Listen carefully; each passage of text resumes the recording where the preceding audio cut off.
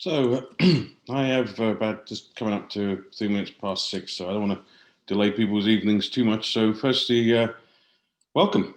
Welcome to the AACE Bruce County local section technical event for Wednesday the 28th of October. I would have loved for this to have been face-to-face in person so we could mingle and have an adult beverage, but I'm sure those who wish to partake can and will, and whilst we go through this. So again, welcome. It's good to have a good turnout. I'm looking at the list here. We've got a good old list of people. So in the order of 20 or 30 people going to join us tonight. It's probably one of our best turnouts we've ever had. So I don't know what Jamie did. Must have paid a lot of people to come along tonight, but I'm sure we're going to be entertained. Just for a little bit of logistics, I'm not going to spiel on too much. I'm going to turn it over to Jamie, but if you wish to ask a question, please either use the chat. If you're in Zoom, there is a chat function. I'm going to be moderating the chat. Keep it clean, or relatively clean. Unless it's derogatory about Jamie, it's okay.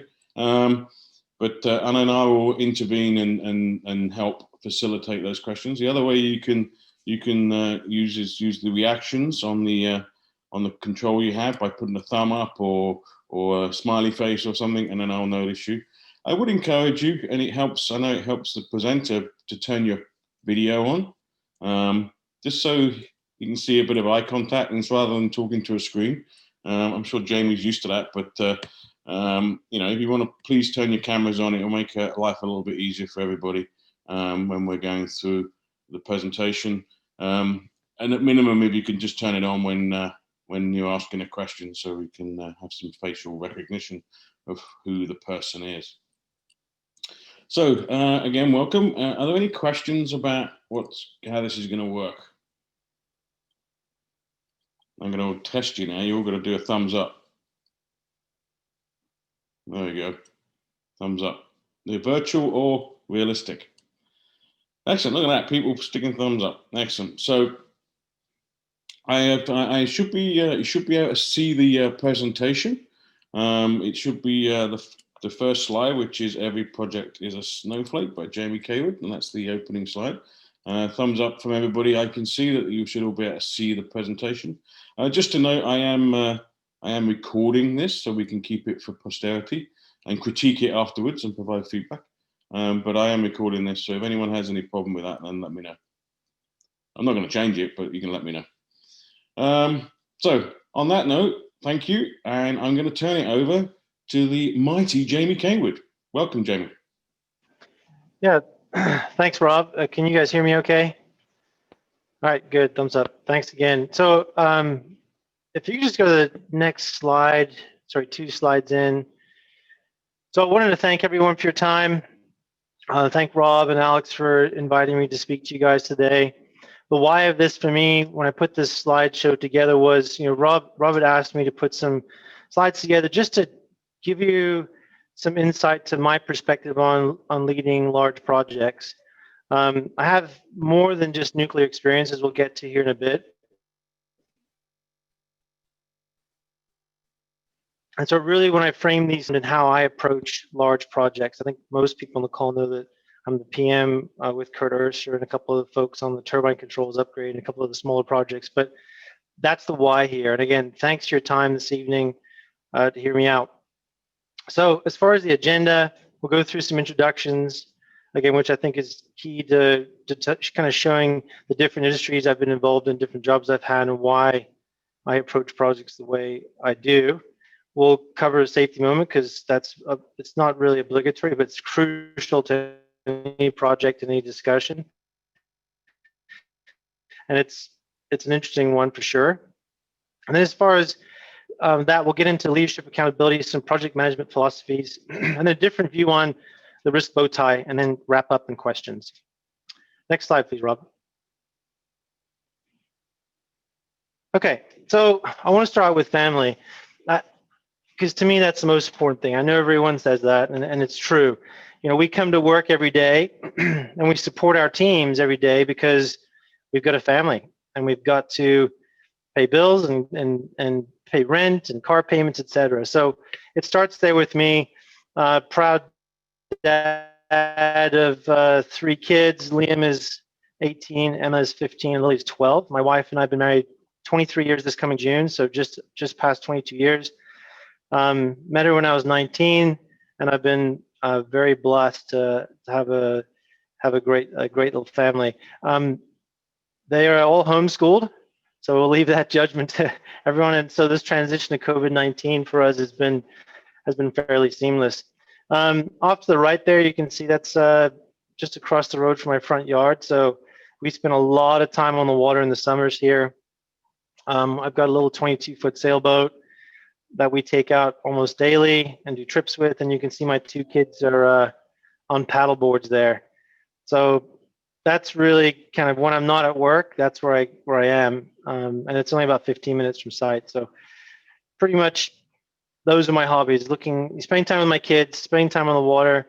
And in the wintertime, I pay for ski passes at Collingwood and make it out once in a while when I can. But we live in a little cabin on the water, built in 1953, and we heat it with a fireplace, and we're very, very happy there. So that's a little bit about my family and some hobbies. Next slide, please, Rob. Okay, so kind of a busy slide. So I'll spend a little bit of time here. Education-wise, I went to a military college in Charleston, South Carolina on the Ashley River. Graduated in '98 with a Bachelor's of Science in Civil Environmental Engineering. And then when I was in the Air Force, I started my master's in engineering and construction management. So master's in civil, and somehow landed up with INC projects.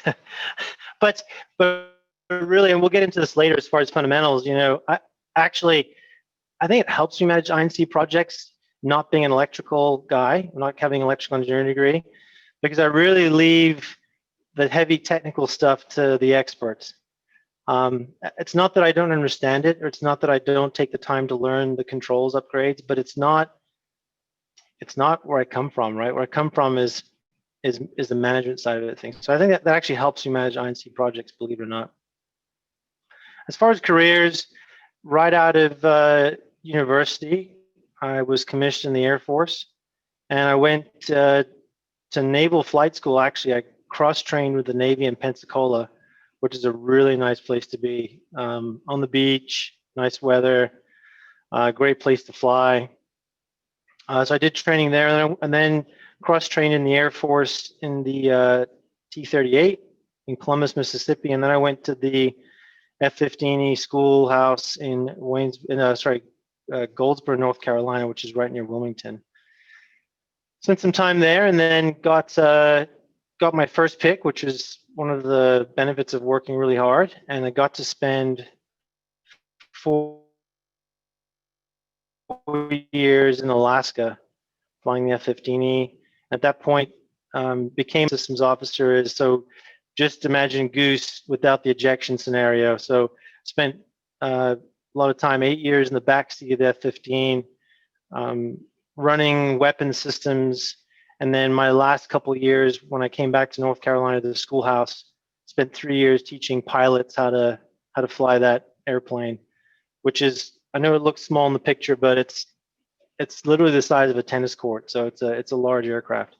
And that was the best, one of the best 3 years of my life was teaching guys how to fly that plane. Then I decided to get out of the Air Force, really for family reasons. We were deployed a lot. It's a great life if you're single, but it's not a great married life at all. Many deployments to Vegas makes for a rough marriage. So then I started a business with a family business doing property development. So we did light commercial residential construction for 4 years, and then decided I want to get back up to Alaska. So moved up to Alaska, worked building remote work camps, really created great project management, talk about sales through preliminary engineering all the way through actually building the camps up on the North Slope. Not if you know much about the Arctic, but they move camps around a lot. And so it's a very, very fast track project type mentality. Did pretty well there and got into project management oversight at BP Alaska, so different BP in Anchorage, and spent many weeks up on the North Slope providing oversight and support for pipeline replacement projects. And really my first foray into INC controls was upgrade on their fire and alarming systems on the North Slope for BP. The PM, because I got sick of doing the oversight and was looking for a PM job, got a job at Plant Vogel, which was the first time I got into the nuclear industry, and that was back in 2014. And was the PM for the turbine controls upgrade there. So Plant Vogel is basically the same time frame, same era as the Bruce B units here. So 89, those two plants were commissioned. So I think Bruce B was the 87 time frame. So Mark II control systems, that project was, my biggest project until then was a $6 million project, and the turbine controls upgrade ended up being around 105 million US, 120, 130 million Canadian. So pretty big step up. It was a very, very challenging project, and then did the first unit there and got recruited by Ryan Hindle and others to come up here and take a look at leading the turbine controls upgrade. And I've been here since July 10th of 2017, and still having a lot of fun. So you can see here, this approach to project management, my approach to leadership and accountability, and you can see I've been other places besides the nuclear industry, which I think actually helps me in my project management. Something you might not know about me. So I was actually born in Rhodesia, which is now Zimbabwe, and I lived there for 4 or 5 years, and then we moved to a little country called Swaziland in Southern Africa, and lived there until I was 15 and moved to Atlanta. So I had the pleasure of boarding school for 3 years, which is a very unique experience. But yeah, that's a little bit about me. Any questions on this slide or my different careers, quote unquote?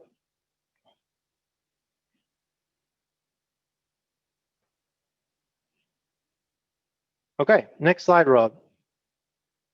Okay, into the safety moment. Okay, so you could have probably guessed I was going to pick an F-15 safety moment. So we'll go kind of left to right. So on the left, you've got a 13-cent cotter pin, okay, to a locking nut that holds this horizontal stabilator on the aircraft.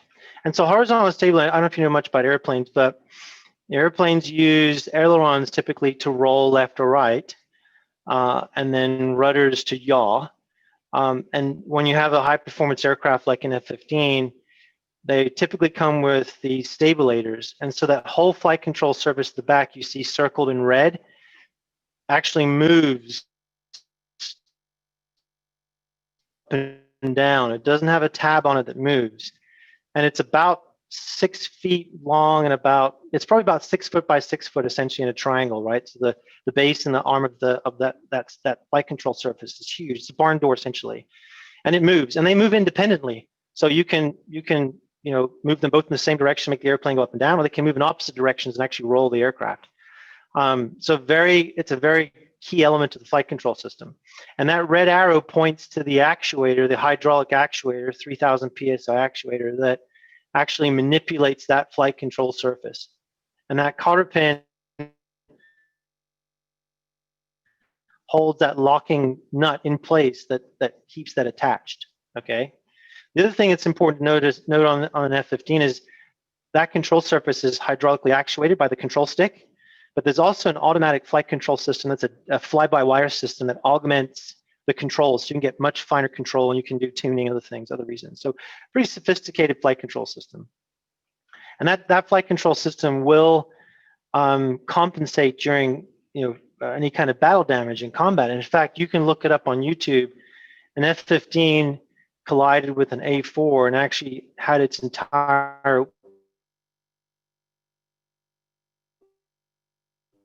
right wing ripped off without incident, right? So you can look that up. And part of the reason is because these stabilators are massive flight control surfaces, and they can actually balance the aircraft aerodynamically to fly without an entire wing. Okay. What happened here, though, and why it ties to the nuclear industry is that this cotter pin was not put back in properly, and that flight control surface ended up detaching itself from the actuator and essentially just face plating up as a barn door, and there was a loss of the aircraft. So what happened was there was a major maintenance was done. The aircraft was taken up like it usually is, and there was a test flight done. It flew normally. The next day, a student got in the front seat and an instructor got in the back seat, and they took this aircraft flying. And as a part of their warm-up drills, that nut finally vibrated itself loose, and the aircraft became uncontrollable, and they did multiple flight control resets, and ultimately they got to 10,000 feet, and they had to eject and lost a $45 million aircraft. Now, why is that behaviors-based? Because when they backed this all up, the 21-year-old maintainer that was doing the maintenance on this aircraft got to the end of his day, and the kits came pre-assembled for them. They opened up the kit.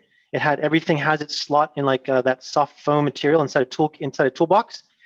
And when he got to the end of his day, he realized he had a cotter pin sitting there, and any spare parts left after you've taken this thing apart is a bad thing, right? So he elected to throw that in the trash and check out with his supervisor and leave for the day. And that decision and that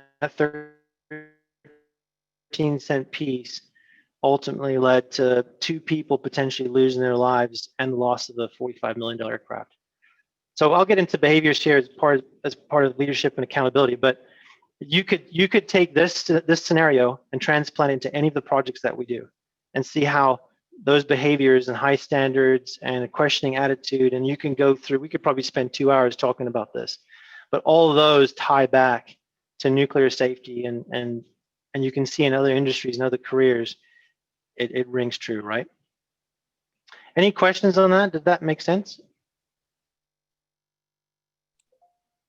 It was a good safety moment. I liked it.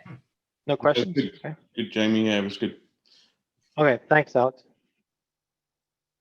Okay, appreciate it. And I actually knew the 2 guys that had to eject, so it rings pretty true for me. I was actually at Seymour Johnson Air Force Base when this happened. So, okay, next slide, please. Okay, every project is a snowflake, so I'm going to have to give Brian Hindle and Liz Connolly credit for this. One day I walked up to Liz's desk, and I see the sticky tab off to the right. And this is back when I think Ryan was sitting over there with her. And I was like, "What is that?" And they said, "Oh, this is something that Ryan came up with." So I don't know where Ryan got it, but I figured I always like that saying, and it's very appropriate for every project. So next slide, please, Rob. Okay, so why a snowflake? So what is a project? Right out of PMBOK, the project management body of knowledge, they're undertakings time-bound that have a unique output deliverable and executed under agreed upon constraints. Everything else is work, but not a project. So they're unique, right? And snowflakes are too. Snowflakes are unique. They need the right conditions, just like a project. It's got to be cold enough. It can't be too warm, it can't be too cold. It's got to have the right moisture content, yada, yada, good on the line. And they're fairly fragile, right? They're very complex, unique, but they need to be maintained in stable conditions and managed, just like a project. And all snowflakes have the same fundamental components, right? That every snowflake has got water, every snowflake's got certain oxygen content. They all have the same components. And I've picked a couple that I think, and we'll get to the next slide here in a second, but I've picked a couple I think help manage that unique set of circumstances that we happen to call a project, right? So again, and all credit goes to Ryan Hindle and Liz Connolly for that. Next slide, please. And here are some of the key fundamentals that that I want to talk about. That's, again, leadership and accountability, the project management philosophy, and then risk management. Next slide, please, Rob. Next, please. Okay. So my team and I read a couple books actually this year, and one of the first ones is Turn the Ship Around, which I'll get to here in a second. But I've always had a very simple definition of leadership that I've ascribed to, and it's from great American President Dwight D. Eisenhower. So for me, the art of getting someone else to do something you want done because he or she wants to do it is my definition of leadership. And really, especially when it comes to project management, we rarely have people that work for us directly, right? Everything we do is done through influence. We have to be able to influence people to get things done. And I've found the best way to do that is to influence people in such a way that they feel like it was their idea to begin with. And once you get to that point, if you got them convinced it was their idea, you don't have to do anything else. They'll just do it, right? So that's what I try to do, is I try to get to the point where, they think it's their idea, they want to do it, and then it just happens. And it really kind of ties into this book that we read as a team. My whole team read it this year. It's Turn the Ship Around. Highly encourage you guys to read it. Captain Marquette's fantastic leader. I've read this book a couple times actually, but in his book he covers 4 real big points that you could probably just prevent you having to read the whole book, but it's a great book.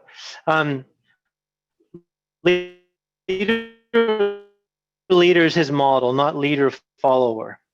And the premise there is, and you hear it, and don't just wait for something to happen. Get out there and have intention. And that gets into language as well. As a project manager and my team, we focus on the small words. We don't say you, they, I, me. We say we, us. We don't use the word wait. That's a bad word on our project.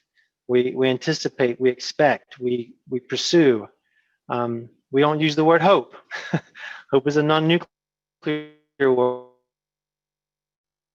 word. So if you focus, it, your team starts having very intentional language.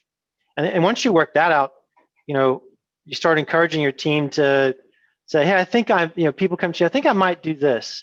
No. You get them to the point where they say, I intend to do this. And you go to them and say, yeah, I agree, that's a good idea. And the intention there is very, very important. And it drives that leader mentality. And once you get them to the intentional language, it gets you to one of his famous quotes, which is, it allows you to provide small rudder corrections far from the rocks, as opposed to large rudder corrections when you're up against the rocks. And you'll find that your team will come to you and say, hey, I intend to do this, or I intend on being in this meeting. And you can make a very quick correction, say, yeah, we probably shouldn't be doing that. Let's take this path. And then you can get ahead of a lot of major problems. Any questions on this slide from anyone? Hey, Jamie, it's Scott here. Yeah. Hey, Jamie. I'm curious, kind of tying this back to the accountability model, and I apologize if there's any participants that don't know it, but how do you go about leading if you don't exactly know what good looks like yourself? Maybe in that jump to the into project management and the $105 million project, like how do you lead if you don't quite know where you're going yourself? Yeah, no, that's an excellent question. I made that really big jump. I did one of the best things you can do as a leader, and that's surround yourself with people much smarter than you. And I continue to do that now. I got on the project and very quickly picked out the people that were smarter than me and then got them on the problems. And then we did a lot of benchmarking. We did trips to Millstone and Seabrook, and we went out and found what good looked like.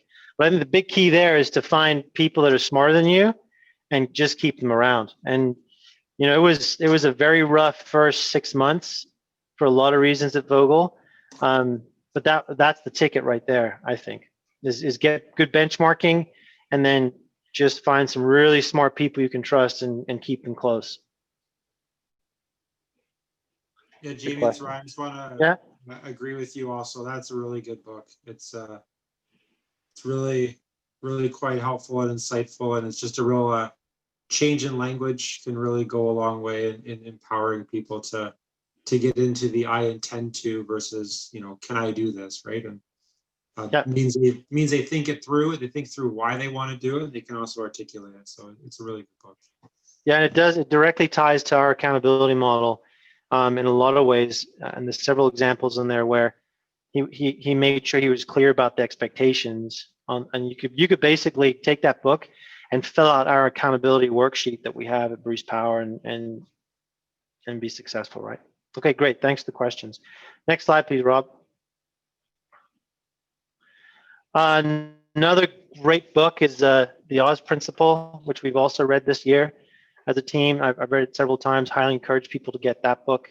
Very simply, again, you could probably, the next two slides could save you reading the whole book, but a lot of leaders, when they're not getting the results they want at the top of this pyramid, they stop at the red line and they just focus on the actions, right? They go, hey, what can we do to make this better? We need to do something, all right?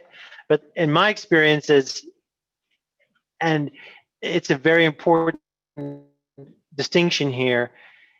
You got to look at what's below that red line. What led to those actions? What experiences did that person have that shaped and molded their beliefs that then drove their actions that caused that result?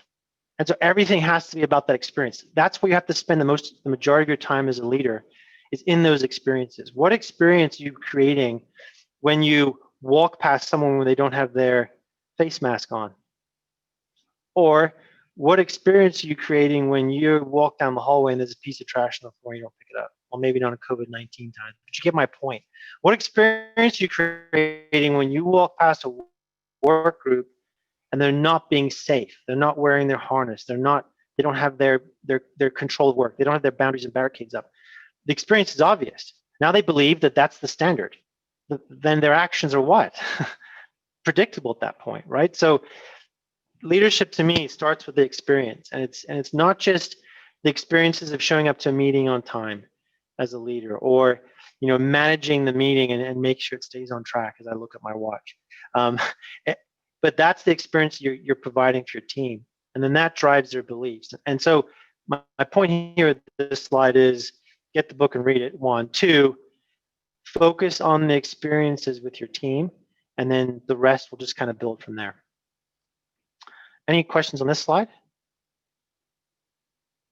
Okay. Next slide, Rob, please. Okay, so I've kind of melded a couple things, and this efforts, results, behaviors. Actually, Chris Trahan has said this before. If you've ever been in any of his meetings, he talks about effort, results, and behavior. So I'm going to twist that a little bit here too. I love this saying too, by the way. When I was in the university on scholarship as a runner, I always thought about this. Whenever I was tired of working hard or running, hard work beats talent when talent doesn't work hard. You can have a team where you've got folks that don't, maybe not the best engineer, maybe not the best cost analyst, whatever, but man, if they're putting in the effort, they can get the results. I promise you. So effort.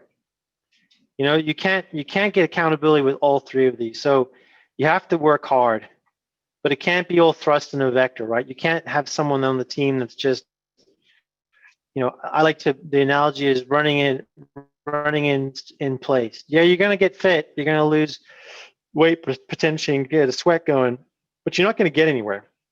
So you've got to work hard, but it's got to have a vector. It's got to have a direction.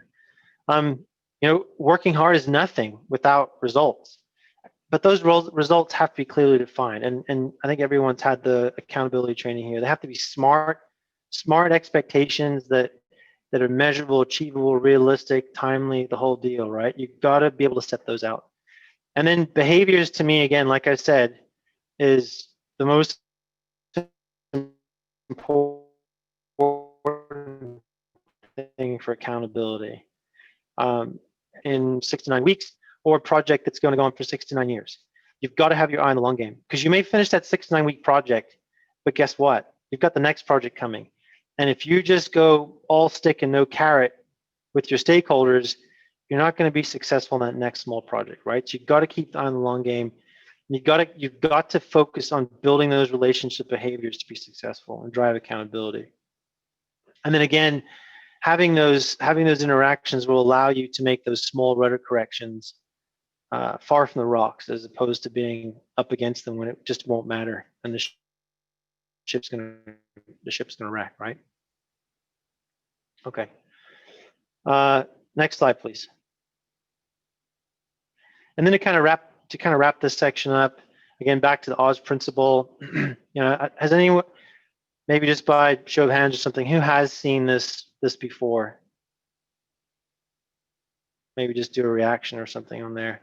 Yeah, we got some people putting their fingers up, right? So this is straight out of the Oz principle. Essentially, you can see all these different thought cycles below the line, right? What's below the line? A wait and see attitude. It's really the victim type attitude. Confusion. Oh, I don't know what to do. Someone didn't tell me. It's not my job. Ignore, deny, finger pointing, cover your tail. These are all below the line ideas or mentalities or approaches to something, right? And sometimes as a leader, you need to encourage this. You need to tell people, yeah, let's talk this out. Let's tell me what's wrong. Okay? Yeah, you're right. It's not your fault. It's not your job. Yeah, it's someone else. Someone else created this for us. And that's a great place to start. But the only place to finish is above the line. And owning it, solving it, doing it. And again, this aligns very, very closely with the Bruce Power accountability model. And I think it's a simpler version of that. Any questions on this model from anyone? Again, we could probably spend a week just talking through this. Jim, did you have a question there? No? Just one from me, Jamie. Have you got examples of where you've applied that and where you've had good positive results? And sometimes it may not work either, but what have you done about that? Yeah, I mean, yeah, there's a lot of well, I'm trying to think of a specific example. Yeah, I mean, I think when I first got here, I was probably the best example of that. We had a lot of work to do, I think, to get to the reality, and that's the most important thing about below the line, right? Is trying to get to the reality of what we have to accept before we can actually fix it. And there was a lot of that going on. I think a most recent example would be probably like cost out of P6, for example. That was a great one, actually, very recent, very fresh in everyone's mind. So cost out of P6. And my team came to me and said, oh, it's not ready. I don't know what to do. This isn't part of my job. It's going to change my existence, et cetera, et cetera. And we spent quite a bit of time below the line. But then the reality was that, once you get through it and you get through all the difficult things, you say, well, what do I need to do differently to get a different result here? And then once you accept that reality, the cost out of P6A isn't going anywhere, and B, the intent of it is to drive good earned value management and plan value and get cost where it really belongs and it's industry standard. That becomes reality. Then you see it, and you can't move on until you see it. And then once you see that reality, then as a team you have to say, okay, well, let's own this. It's not going anywhere. We can't point fingers anymore. So we're going to own this thing. So what do we have to do to own it? What's the team look like? How do we put a schedule together? And then you move into the solve it portion, where you've now got a schedule together, you've got a plan, you've got deadlines, you've got the resources going, and then you go into do it, and you get through cost out of P6. And one of the key things in the book, if you read it, once you get into do it, the hardest thing in do it is to do a feedback loop and make sure that it's done. And that's something that people forget. They just get into the solve it, put a schedule together, and then, and per our accountability model, what does finished look like? What should the finished result look like? And then makes you follow up and come back to see it. Did we actually do what we thought was our reality when we were in the see it in the see it phase? Did we own it properly? Did we solve it properly? And do the feedback loop is something that the book will teach you about. Does that answer your question, Rob? Yes, sir. Yes, it did. Thanks. Okay, thanks. Anyone else got a question? Okay, awesome. All right, next slide. I think that's all on leadership and accountability. Okay, so next slide, please. So we'll get into just some project management philosophy. So big philosophy for me is, and the guys on my team that are on the call have heard this tons of times, you can't do a project to a station. You have to do a project with the station. And the starting point for that is, a project story never starts like this. It never starts. Once upon a time, a board project on a piece of equipment and said, we should probably do a project and fix that, right? That's not how projects start at Bruce Power anywhere I've ever been. The project story always starts, once upon a time, a tired and haggard responsible system engineer was running through the station to his next problem and saw a deficiency tag on something and said, we really need to fix that. So he initiates a racer, and that's where a project starts. And then it comes to us, and we're the delivery vehicle. So doesn't it make sense that we would make sure the station is integral to the actual project? And I've been here a couple of years now, and I feel like that is something we really got to get back to, is where does the project come from? Where does it start? And then make sure it finishes there. So I don't know. To me, I think that's a big step in breaking down any kind of silos and in really engaging your stakeholder. It really gets back to the definition of leadership too. If you follow this all the way through, it's actually a very selfish approach. If I get the stakeholders intimately engaged and fully understand what's going on and do the project with them, when I go to back to that definition of leadership, in that if you convince someone it's their idea and they want to do it, then your life is a lot easier. I feel like, and I think Pinbox actually changed this. It's gone from stakeholder management to stakeholder engagement. I think that's super, super critical. You really need to engage stakeholders and focus on relationships. I think someone once said, it may even be in Pinbox, communication is what? 90% of project management, the other 50% is paperwork. It's absolutely true. You've got to be communicating. You've got to be talking. And another thing that we've really been talking about on our teams for the last year or so is create that project organism versus organization. So what does that mean? Well, an organism, has to grow. It changes. It loses its hair. It grows a beard. It does those kind of things, right? It changes over time. And so if you create that organism where you've got built-in succession planning, you're leading and coaching each other and encouraging that organism working together, I feel like it's a better approach, and it resonates better with your team than organization. So I think it's been pretty effective for us over the last few months. Any questions on this slide? Or is this like stone cold obvious?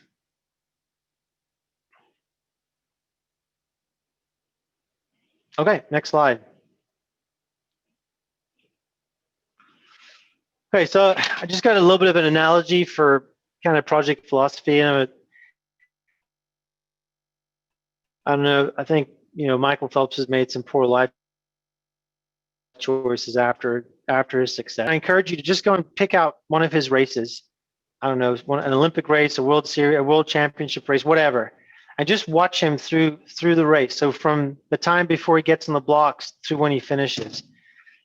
And I think my encouragement here is you've got to swim your own race. Michael Phelps follows the rules. He stays in his swim lane.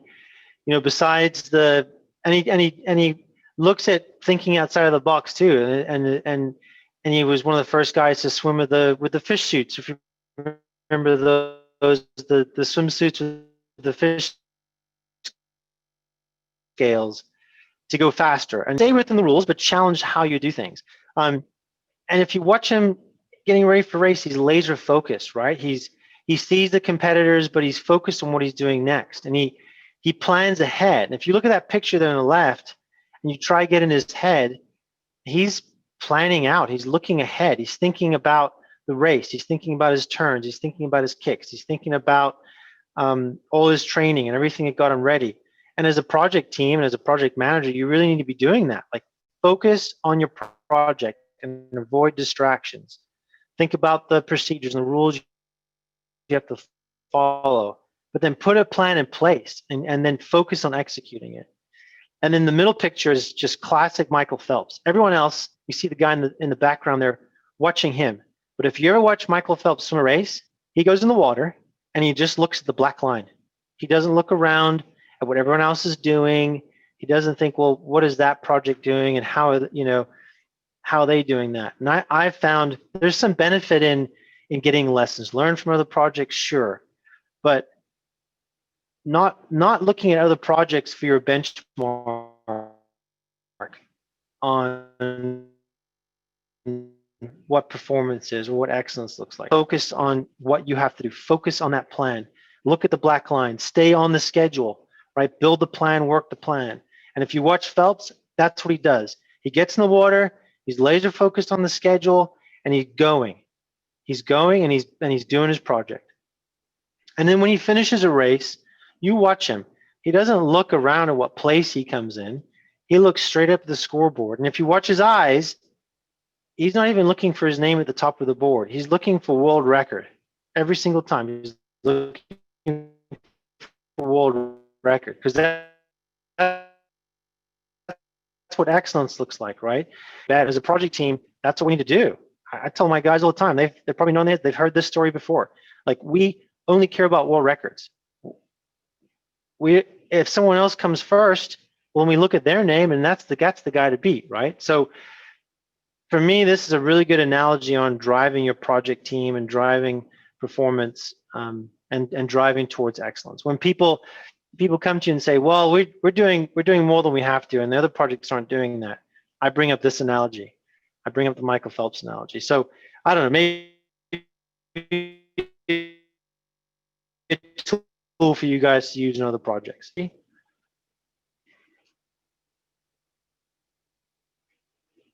Okay.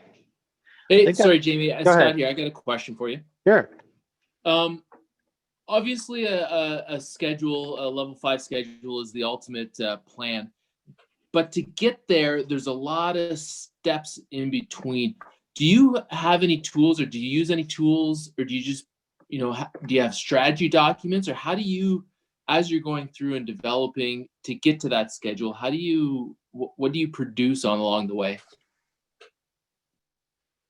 Yeah, so, I'm going to be flat out. In my office, I'm not in my office right now, I'm in BO6, but in my office, I've got a printout from when I took my PMP, and I literally go through the PMBOK process, right? I build the scope document. I think you and I've had this discussion, but I build it from PMBOK straight up, and I say, okay, what are the things we have to do? We write that on a whiteboard. Even if it's a simple project, I write everything that we think we need to do. We get the scope and the specifications laid out. Then we look at, okay, we sequence those activities, right? So we sequence them out, and we adjust them. And then we look at, once we sequence, et cetera, just like PMBOK tells us, we go and look at how we would resource load. I think that's the next step. I usually cheat because I've got it on my board, on my wall behind me. But then we go and resource load, and then we look at the durations and the timing, because you really have to start with knowing what your resource limitations are, and then you build a schedule. But as far as tools go, on our project, we use Smartsheet to start brainstorming through what a simple schedule looks like. I use XMind as a tool to mind map out what the actual scope would look like, and I can send you examples of what we did on turbine controls. But we start with mind mapping tools to kind of make sure we've got everything covered. And then once we've mapped it out, then we'll use Smartsheet and a couple of the tricks and tools to get into a real baseline schedule.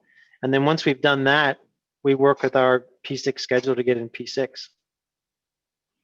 I don't know if that was too generic, Scott, but.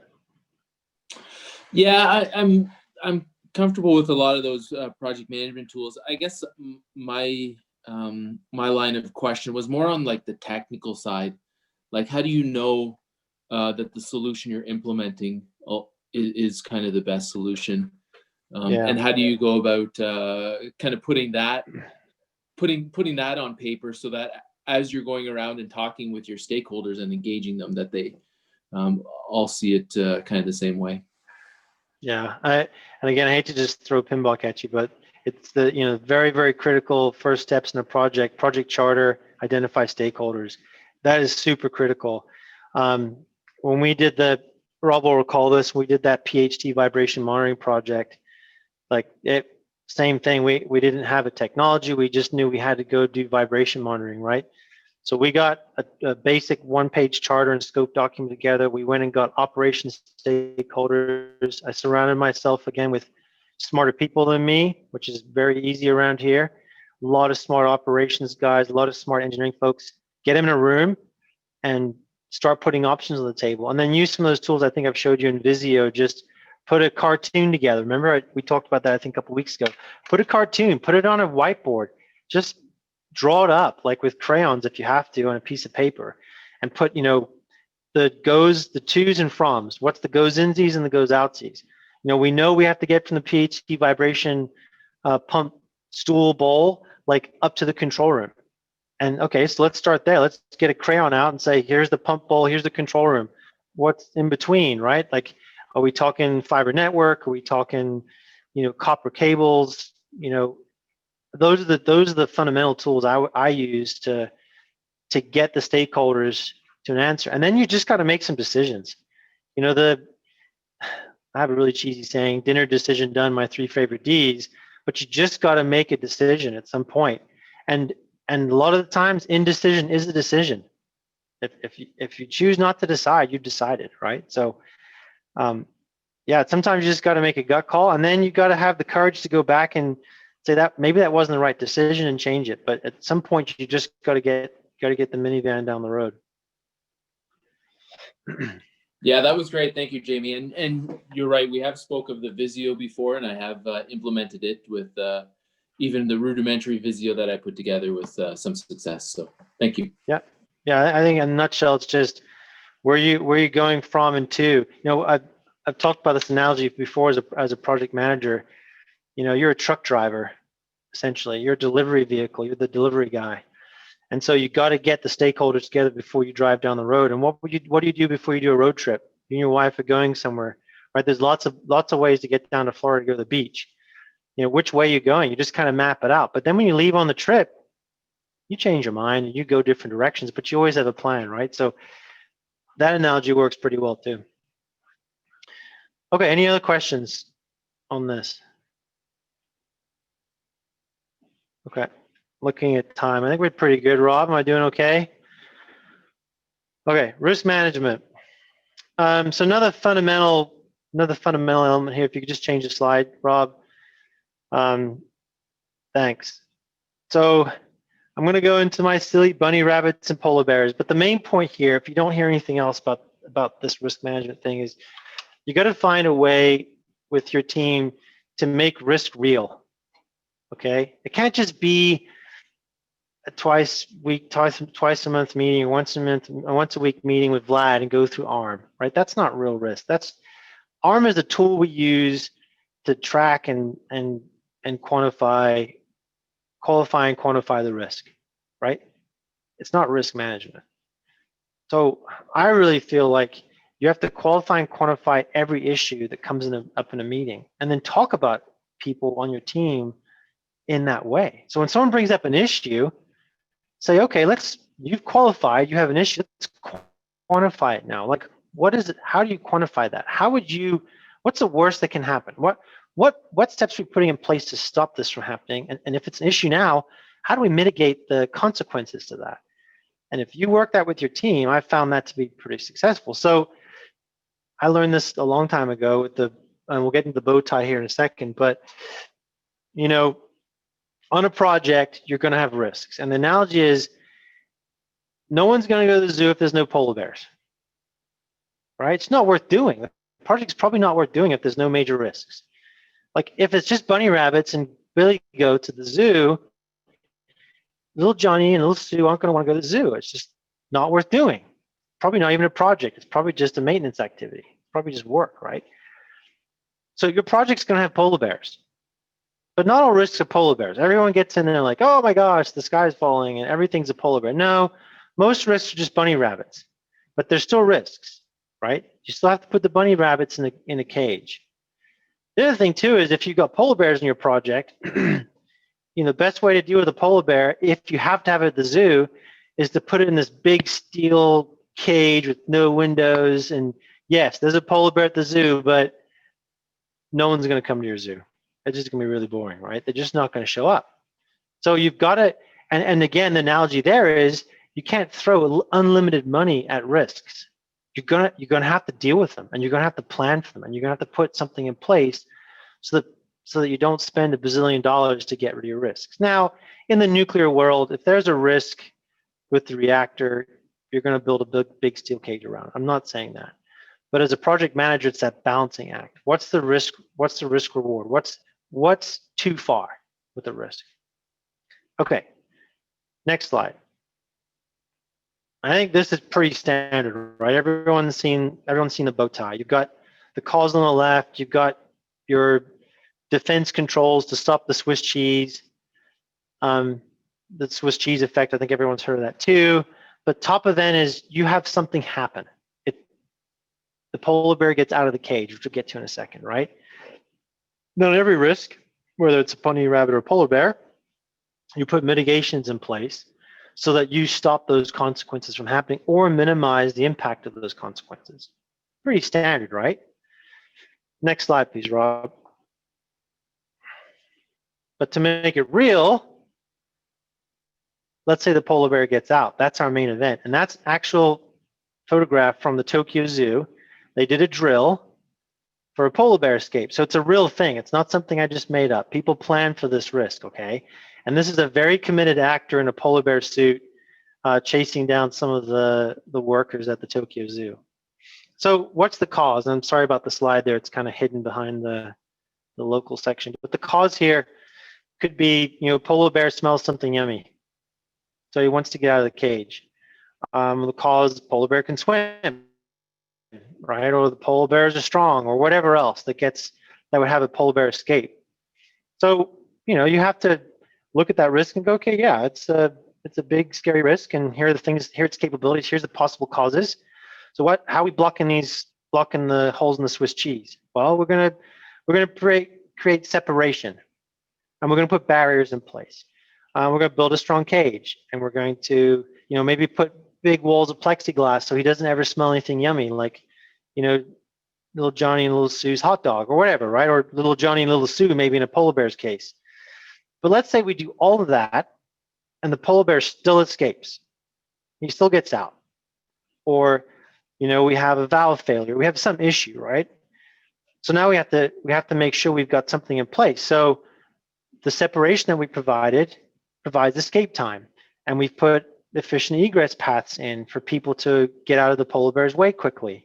Or confuse the polar bear because there's turns. If you've ever been to a zoo, they put turns in. Anyway, we have trained staff, right, with tranquilizer guns and big shotguns with 12-gauge slugs in them or whatever, right? Because the consequences, top consequence could be a fatality, could be major property damage, could be reputational damage. Like these all sound like nuclear consequences, right? Could be a reputational damage. That's a really big one for us too. Same thing with the polar bear. So I guess my big point here is make it real for your team. Try and get some of the folks in your team that hear risk and then their heads just kind of hit the table and go to sleep. Make it real for them, because the reason is because they can provide really, really good insights and help you see your gaps as a leader and a project manager. And I know Alex is wondering, what about the bunny? Right, Alex? So that's right. So the bunny is the same thing. Always come back to, what about our bunnies? Have we talked about our bunnies lately? And it'll get people's attention, trust me. And the bunnies then have, obviously much lower consequences, but and obviously less defense controls, but you get a whole bunch of bunnies running around, and you've got people tripping over themselves, and you've got, you know, a stampede on your hands, or you could still get someone hurt, and it could still damage your reputation. So you've got to manage those bunnies as well. So don't forget about the bunnies. Any questions on one of these fundamentals of the snowflake and risk management? Yeah, Ken. Okay, it looks like Kenneth has a question. Hey, Jamie. One of the things about when you talk about risk, you know, people learn a lot more when they fail at something and they experience the repercussions. In the nuclear industry, it's really hard to let people fail because the consequences are a lot higher than when you're out, you know, putting a window into a house or a camp or whatnot. What things do you do with your team to, and you'll have the people on your team will have a variety of experiences, but I'm thinking that you probably give them some things where if they fail, it's not going to be fatal, but they'll learn something. Yeah, that's a good one. We're actually kind of dealing with this now. We've got quite a few new FTLs on the team that haven't done an execution in a nuclear power plant or at Bruce Power, and so you look for these opportunities to. And turbine controls is a bit of a strange animal because we'll spend 3 or 4 years getting ready, and then it's going to be nothing but execution. And so we're looking, you know,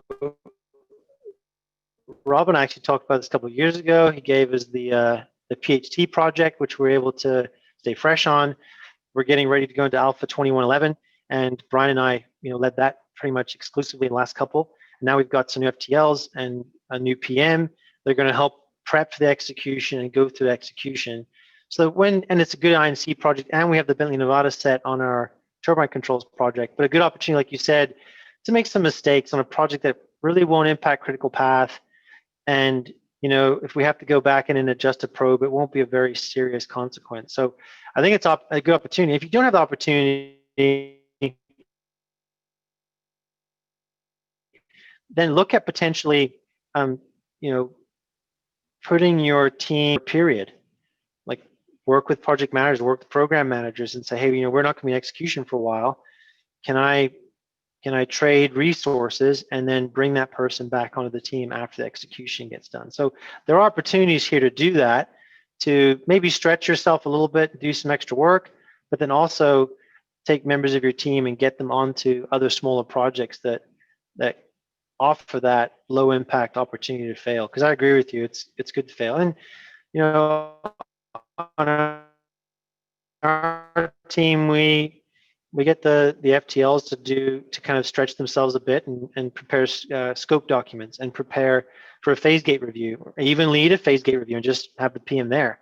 I know Rob has seen us do that with Brian Holbrook and a couple of the folks on the team that eventually want to be PMs. So yeah, I think set them up for, I wouldn't say set them up for failure, but give them opportunities that have a lower impact, and ultimately it'll help. And do you ever share with them some of your spectacular failures? Oh yeah, yep. I've failed spectacularly. Yeah. No, it's you got to as a lead, you got to be open and transparent, right? So, you know, and that's one of the best ways to teach, right? Is to say, yeah, I've done your job, and here's where I've completely goofed this up. And just like raising kids, you tell them as much as you can, but until they've, you know, you give them the pocket knife and they cut their thumb, they're not going to believe that knife is sharp, right? They have to experience it. So, yep, I do share my failures with the team for sure. Yep. And they're Thanks. ongoing, by the way. I still screw things up all the time, and I think it's important to be transparent and say, you know, on a call with everyone there and say, you know, I was absolutely positively wrong here. I made a mistake, and thanks for calling me out. And, you know, you were right. This is how we're going to do it. Like that goes a long way for sure. Thanks, Jamie. Well, the only ones that don't fail are the ones that do nothing. Exactly right. Exactly right. Yeah. The other thing about bunnies, Jamie, if you leave them unchecked, they multiply. That's right. And there are some vicious bunnies out there if you've watched Monty Python. Yeah, You know? absolutely. Yeah, you end up with 1,000 little tiny problems rather than one big one. You might be, but you cannot. That's exactly right, Rob. You cannot forget about those bunnies because they'll get away from you, and then you'll just be overwhelmed. You'll just be completely overwhelmed with the bunnies. Yeah. Yep. Okay, next slide. So if you've completely been asleep this whole time, if there's 4 things, the why of, let's wrap this up to the why of this. Rob had asked me to kind of just talk through my experiences of how I manage projects. I'm not going to say I do them perfectly or do them spectacularly. I have my way of doing them. I've done some large projects and I've had some measured success. So by no way am I like the best PM ever or an expert, but I have my way of doing things. And so Robert asked me to share that. So if you're going to sleep the whole time, 4 big takeaways I would suggest are: build your team's intentional language. Focus on those small words, right? That's super, super critical. Set that standard as your expectation in meetings and say, there's no them or they, there's only us, right? I don't want to hear about waiting. Waiting, my team hears me say this all the time. I do not see waiting in my schedule. Point to me in my schedule where there's an activity that says waiting. I don't see it. So unless it's in my schedule, when it comes to getting better results, focus on the team's experiences. And by that, I mean everything: showing up to meetings on time, being prepared, not walking past trash, not walking past another person's project that's not going well. Focus on those experiences. You can't do a project to a station. You have to do a project with the station. Remember that once upon a time story, right? Once upon a time always starts with an RSC having a problem, and the genesis of a project comes from that. And then the last thing here is, find a way to connect with the team daily, not once a week, every 2 weeks with Vlad or Renee or whoever your risky is. Find a way to, when an issue comes up, take the time to teach and say, okay, that's a risk. That's an issue. It's happened. How are we mitigating that? Let's quantify it. Let's qualify it. Let's write it down. Let's put a plan in place.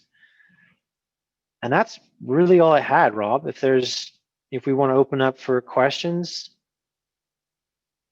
I think I was right on an hour. So yeah, people ask questions or general discussion. Fire it up. So the 13-cent cotter pin, I'm curious to know how the military looks at when somebody makes a mistake. Like, was that a fail on the QA? And would they go in and see, like, why did it happen and try to make it better? Or what was sort of the outcome of that? Yeah, so the consequence was actually very severe for the individual and for his supervisor. I believe that the airman actually ended up getting a dishonorable discharge from it. The supervisor was demoted, but there definitely was a root cause investigation, and they went. It happens very similar to the nuclear industry. There's a root cause investigation, and they went back and pulled all the records. They actually downed the Seymour Johnson fleet for a week, so basically a safety stand down, and they went and pulled all the maintenance records and all the jets. And at Seymour Johnson at the time, there were 120 odd jets, which represented almost half the Air Force fleet of F-15Es at the time. So it was a pretty serious deal. I still remember watching the heads-up display, or the HUD, is videotaped, and we watched the tape over and over again, and we debriefed it for several hours, and you literally can see when the plane goes into a flat spin, and you just see the world going by, and it pancakes in the field, and the video goes fuzzy because it's just a little videotape, those little mini VHS tapes, and you can see the plane sitting there steaming, and there's a field full of cows, right? It was very, very real for me to watch that. And just hearing, just imagine a student in the front seat, kid's 22 years old. He had maybe 30 hours in the jet. Luckily, there was a very experienced instructor in his back seat.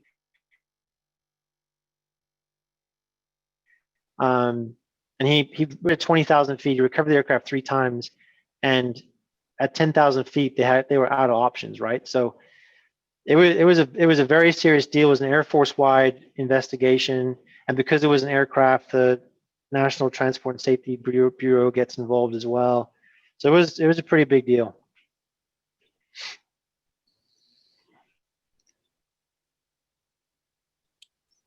Any other questions? They probably, hopefully they revised the procedure so there was some QA involved that was an actual. Yeah, there was. There was a review, and they did change the procedure, yep. Okay, thanks. Anyone else? Questions for Jamie? Yeah, I would like to ask some questions.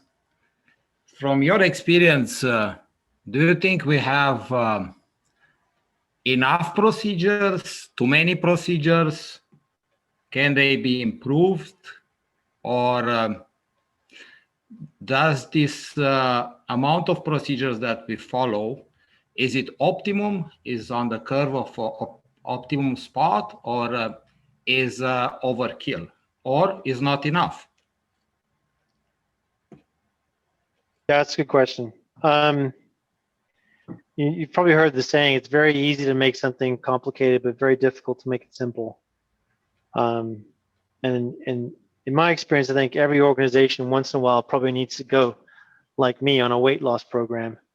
And I think it's probably, and then if you study projects, which I make a habit of doing, you know, there's this concept of an organization going through the maturation process to get to a mature project organization. I can't remember, I think it's like 5 levels. Anyway, I would say based on, you know, where we are right now as a project delivery organization, I feel like we're, you know, getting to the point where I think there was a study done about a year ago, Rob, you probably have all the details, but we're still in that maturing process. And so I think we're still a bit away from going on that serious weight loss program where you start getting rid of the 15 signatures on everything. Do you remember, Rob, where we are? Is it 2 or 3 on that? We're between 2 and 3. There's a scale of 5. 5 being, there's nobody in the world that's 5, but no, 5 is 5 is like. And we're in that between. 5 is unobtainium, right? Yeah. We're in between 2 and 3. Most companies, you know, high performing project management delivery organizations are 3 to 4. Correct. Where they basically, their procedures are so slimmed down because it's ingrained. It's natural. Everyone's natural. Yeah. They don't need a lot of guidance or procedures. With power, one, it's very nuclear, but secondly, we have a lot of new people, so we have a lot of process written down. It's not as bad as it used to be, I can tell you. But before Jamie came and mine, will remember this, and maybe some of the others, we had over 122 procedures. Right? Yeah. You had You had a procedure to go to the toilet, right? Thank you. Yeah, I can share 2 things about this. One is that I did work in different countries. In Germany, one of the thermocontrol company, they would accept a procedure only if it's 10-page long, period. Not 11. The other thing is because I have 20 plus years from OPG, they did the study as well, and they found out that I actually overkilling with reading as opposed to be efficient. So they trimmed down the procedures dramatically in the last few years. Yeah, so I think my answer to you is we're between a 2 and 3. I think once you get to that 3-4 range, then you can, and I agree with Rob, we have streamlined a lot of procedures and put it on a weight loss. I think once you get to that 3 and 4 where you're a mature organization and you're stable, then you go for simplify because it's very difficult. And then you go and you start putting the organization on weight loss, and you can drive accountability differently. You can do a lot of things differently with a mature organization. So answer is we're 2 to 3. Once you're 3 to 4, you start. Right. Thank you. May I have another question? Yeah, sure. Do you feel like there are documents that are not so much used? Like, you know, Google, for instance, can account for how many times clients click on a website and how much time they spend on certain page? Do you think we have documents that are completed and almost never used? Yes. Thank you. Third question, do you think micromanagement helps? Is that a common practice? Like the manager knowing so my take on micromanagement is, so let me give you my take on micromanagement, okay? I think micromanagement is a victim mentality, and I think micromanagement is a failure to manage up. So if you feel like you're being micromanaged, it's because, and I trust me, I feel like that sometimes too. And the question I always ask myself is, there's another great book, it's called Extreme Accountability, that I highly encourage everyone to read. Chapter 10, I almost have it memorized. It's about managing up.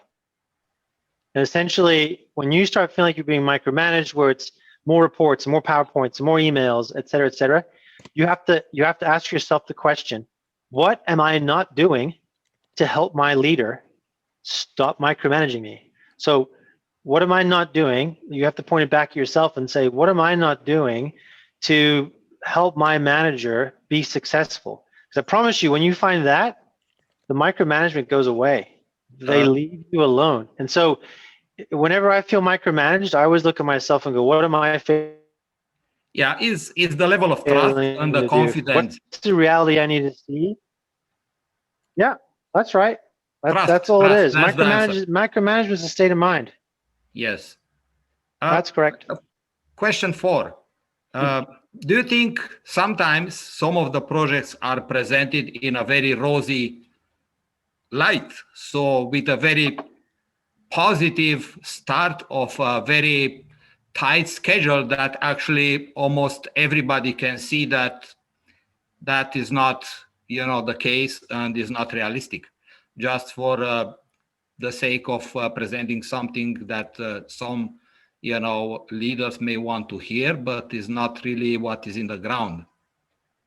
Yeah, so I call that the watermelon effect, and it's everywhere, right? It's not just a Bruce Power. So green on the outside, bright red on the inside. Yes is the answer. We have watermelons at Bruce Power, and there are watermelons everywhere. Thank you. Thank you. That's all for now. Thanks, Edward. Anyone else? That was some good discussion there. The other thing I used to call it watermelon, I call it the King's Got No Clothes On project. Yeah, that's a good one too. That's a great one. No one wants to tell anybody that it's just screwed up. What else is there? Anyone else out there? It's been good. Come on. I know you all got itching to ask questions. Hey, Jimmy, this is Tahir. So we talked about the risks in the project. My question is about the risk. So we maintain, risk register, and we see and update the risk cost and review it by monthly or some. And we know that what are the major risks that are coming up, and we manage them. But say I'm giving an example, like if there is a subcontractor or a company who's executing the project, and you give them a scope, and then change orders comes in, and you manage them. You know how much cost it will cost to whatever the new scope is coming up, but still, and the risk of delays and other things. And you think, okay, this is how much that will cost as a risk. But still, do you think that sometimes the contracts come with the claims, like a big amount, with a claim of big amount, and that you didn't thought of that they will come with that amount? And how do you, if you experience that, and how do you deal with that? Well, I think everyone has that. I mean, I think everyone has that. I think the way you manage that is every estimate you do and every project has uncertainty. So you have to really have a firm grip on how certain you are with the scope of work, and that kind of ties back to your risk analysis. So yeah, I've been surprised by that. Obviously, project management isn't a crystal ball. You can't predict the future, because if I could predict the future, I wouldn't be on this phone call. I mean, I like you guys and everything, but I would not be on this phone call. But I guess my point is that you're going to get those surprises. Again, it's back to making sure that you've got your whole team engaged and making risk real to people, and then getting really, really smart on the scope of work and making sure you understand what it is you're asking your vendors to deliver. Because most of the time when I've been surprised by that and I've looked back at it, it's because I didn't have a firm grip on the scope, I didn't have a good contract, and I got nailed by it, right? So you really have to go make sure you've got a solid scope, it's defined, and put everything you can into that. Plan for an appropriate amount of estimate uncertainty, and then just manage it when it happens. We don't expect to have crystal balls, right? We're just expected to put our best effort forward and look at the industry. Rob has a crystal ball. No, I put the request in for one I never got up. Design didn't deliver. Yeah. That's below the line. Hey, Jamie. So totally agree with the surround yourself with the right people. And I also like the comment about giving the people that work for you those opportunities to develop. And I think we also need to look out for opportunities where we can help other people and other teams develop in the same way. But the question I've got is, and I know you've done this really well since you've been working with us, is managing the convictions when you're asked to do something that you know is unachievable and having that conviction to stand up and change the executives' minds on it. So if you want to talk about that for a minute. Yeah. I mean, for me, it's pretty. I guess for me, I learned how to deal with that early in my days in the Air Force. I remember one time when I was an instructor, we had these 1Z 2-star generals come through the F-15E after being at the Pentagon for a while. And I remember vividly this 2-star general that was my student in the front seat, and he was screwing up in the plane, like doing everything wrong. And I told him, I said, on the next pass, here's what I need you to do. I need you to focus this, and this. And he lit into me. He said, I was doing this when you were in diapers type discussion, right? And I remember saying to him, and just thinking, I got two choices here. I could take this from this guy, or I could just be completely honest with him. And I said to him, well, that's true, but I'm the instructor writing your grade sheet. And just because you've been doing something a long time doesn't mean you're doing it right. So we can do one of two things. We can end this flight and go back, and I can write the grade sheet and fail you today. And you can do this ride with someone else tomorrow, or you can do what I tell you, and this will go well, right? So, and he responded very, very well. It got quiet in the jet for a while, as you can imagine. And then he goes, you're right. I need to. So my point is, what's worked well for me in the past is the executives just want you to be honest with them. They don't want sugarcoating. Simple answer. Short sentences, small words, direct. And if you do that and you're in their trust, you'll be able to stand up to those challenges where you feel like you're being pushed in a direction that compromises your integrity. Thanks, Jamie. And in those situations, it isn't necessarily because they know they're right. Sometimes they're testing you too. That's correct.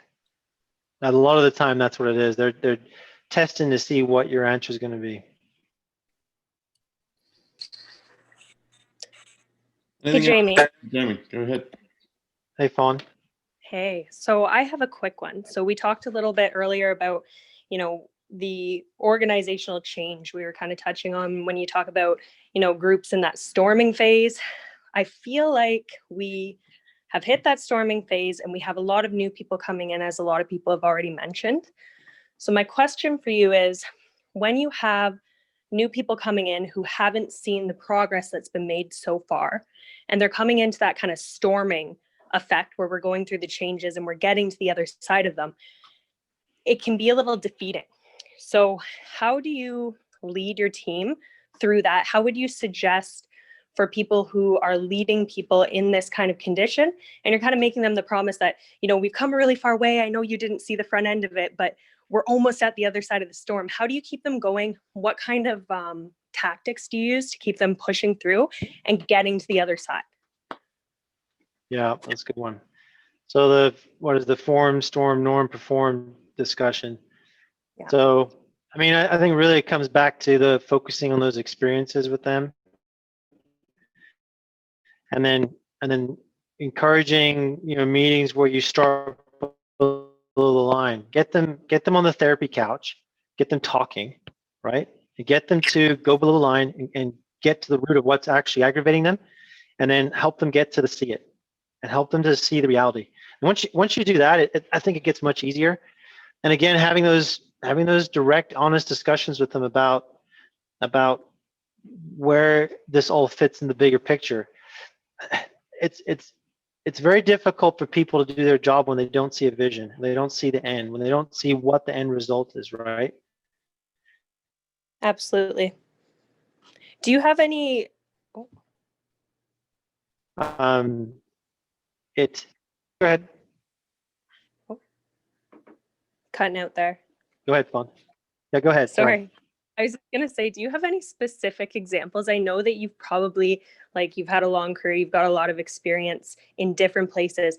Do you have specific examples where you've been through something like that and gotten to the other side that you can share, just kind of the steps that you went through? Yeah.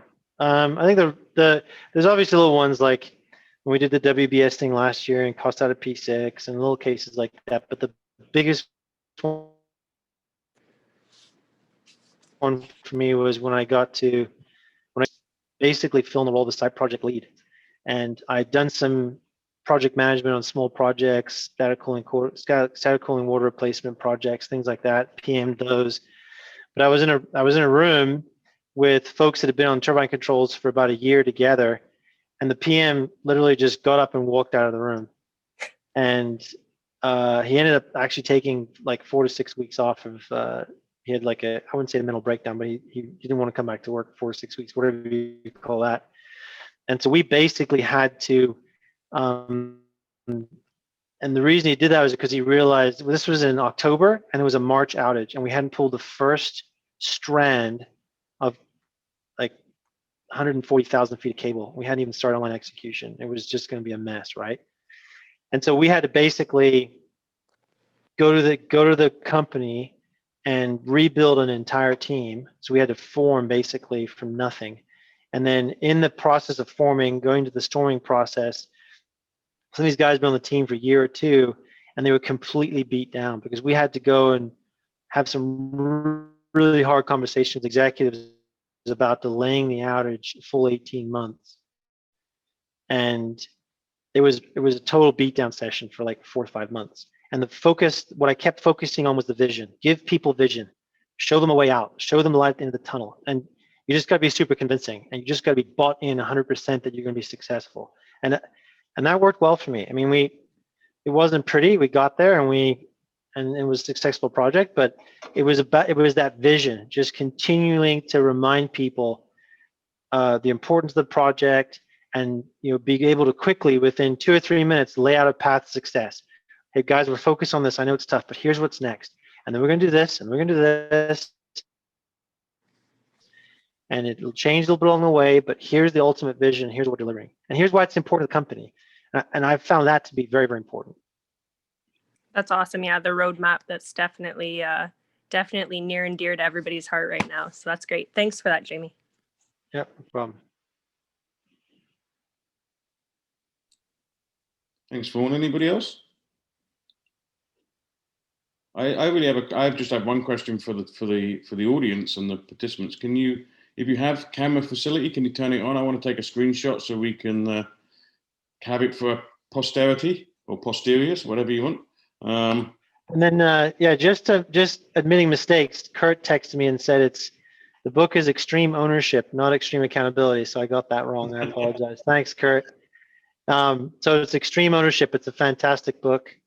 And then he reminded me it was Tuckman's ladder, and I forgot adjourn. So okay. Form, storm, norm, perform, adjourn. So Tuckman's model. Yeah. That's right. So thanks. Look in the camera. Give us a big smile. Say cheese. Cheese. Excellent, guys. Thanks very much. Got it. So, Jamie, just one couple of things for me. You referenced a couple of texts there, books and stuff. I know most of them, but can you just jot me down the list? I'm going to get the links and stuff to everybody and send it out.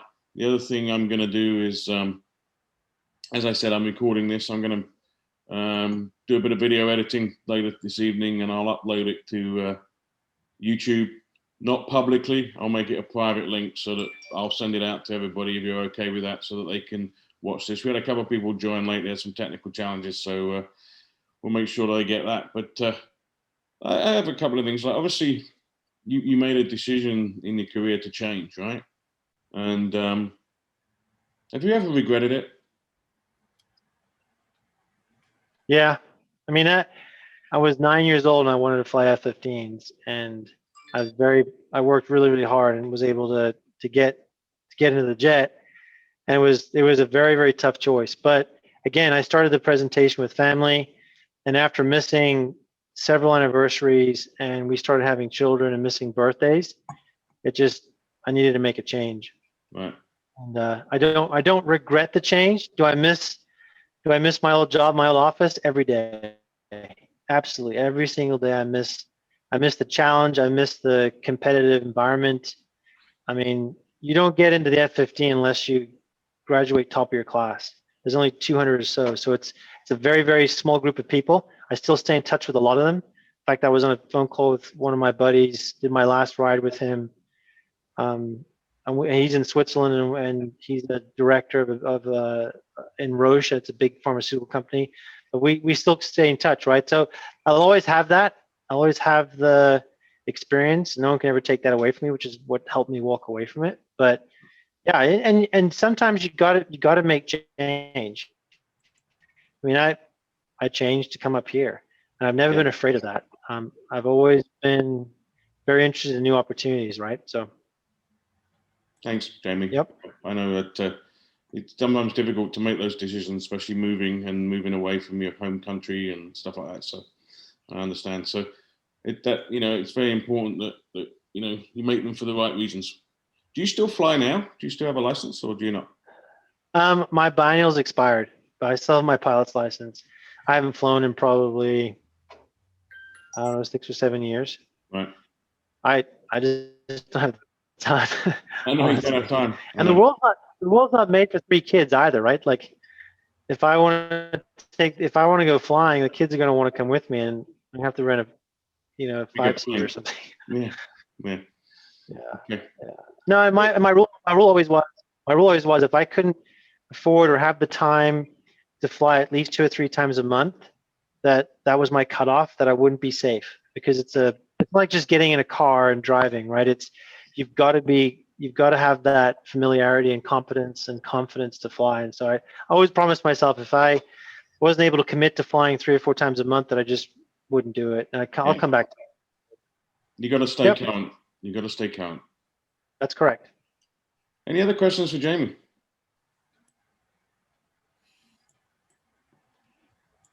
Last chance.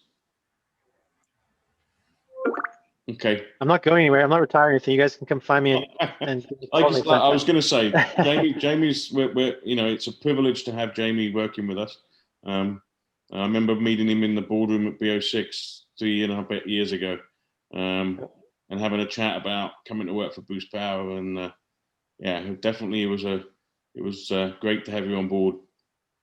I really I want to thank you, obviously, on behalf of everybody here, but particularly myself and the local county section here, for taking the time, because as you said, time is important, and we're all busy, and taking time out of your own personal life to put this little slide deck together and talk about your experiences and what makes, in your opinion, the difference of being excellent, right? And so I thank you, and I'm sure everyone else thanks you and thumbs up and pats you on the back. But as we say, it was a great presentation.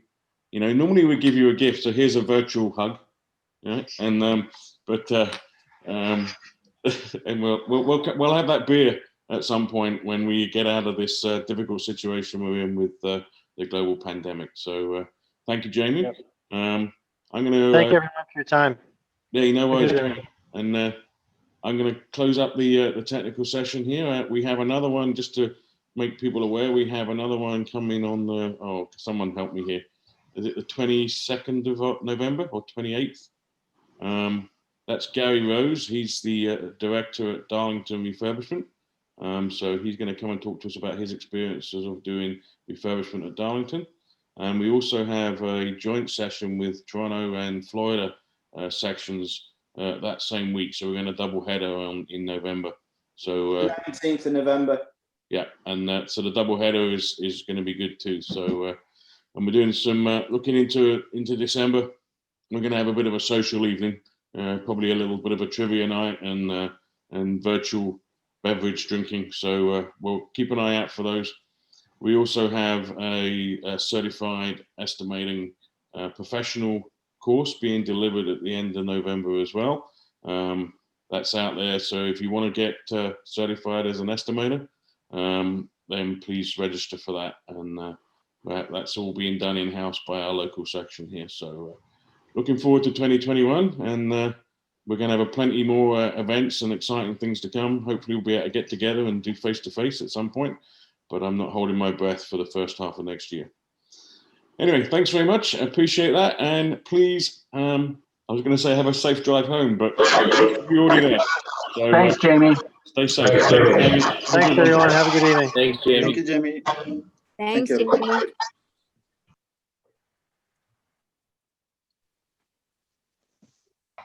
Thanks, buddy. Thanks, Jamie.